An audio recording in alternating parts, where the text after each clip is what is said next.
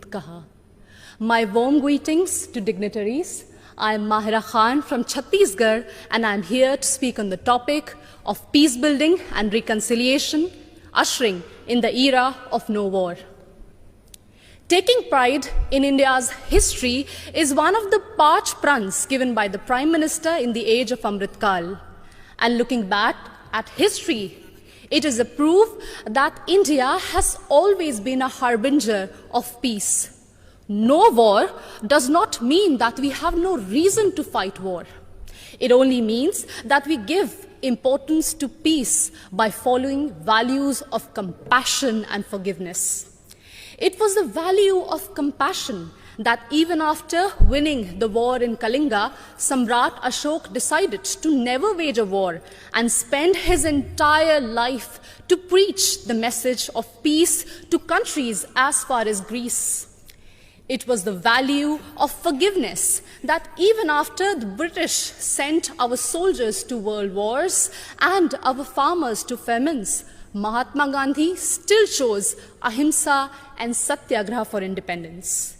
Taking inspiration from India, Nelson Mandela also chose to forgive the apartheid regime in South Africa. My dear audience, like this year's theme, India for the World, India not only preaches but also practices Vasudhaiva Kutumbakam. In India's G20 presidency, we advocate for a multilateral world in which no one country dominates another country. When China dominated Indo-Pacific, India rushed to help and support ASEAN countries. It acted east. When Sri Lanka needed loans, India was the first to give assurance to IMF. It showed that we believed in neighborhood first. And when Turkey, Syria were hit by deadly earthquakes, India rushed for their aid. It showed our brotherhood. Remember, in 1945, after testing the first atomic bomb, Oppenheimer quoted from Bhagavad Gita, "Now I have become death, the destroyer of worlds." And soon after that, the bombings in Hiroshima and Nagasaki, it was proved that the world does not need a war for peace, but it only needs one war, and that is the war against war itself, exactly what Mahatma Gandhi used to preach. हमें युद्ध के खिलाफ एक वास्तविक युद्ध की जरूरत है. And that's why all of us need to unite for one single cause, our planet Earth. The conflicts in West Asia, Africa, and the constant quest for world dominance between USA and China are doing no good for sustainable and equitable development.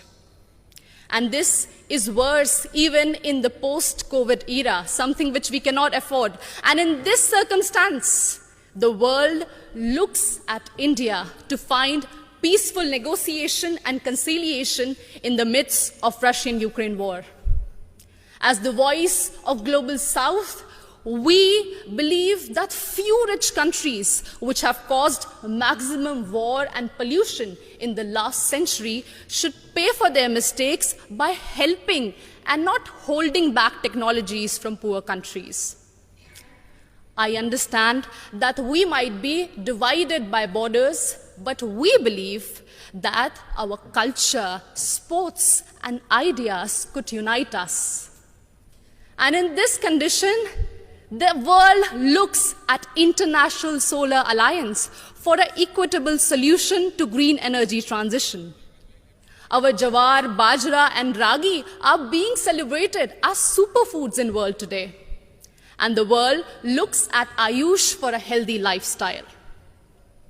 My dear audience, when one youth from Naxal-affected area of Abujmar in Chhattisgarh can strive and participate in international football, it inspires so many of us to strive for a home that is free of conflict and full of opportunities and growth.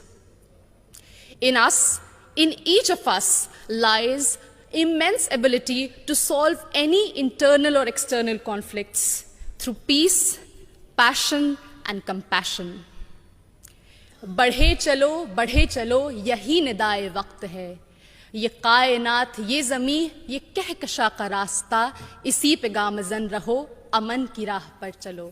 Thank you so much.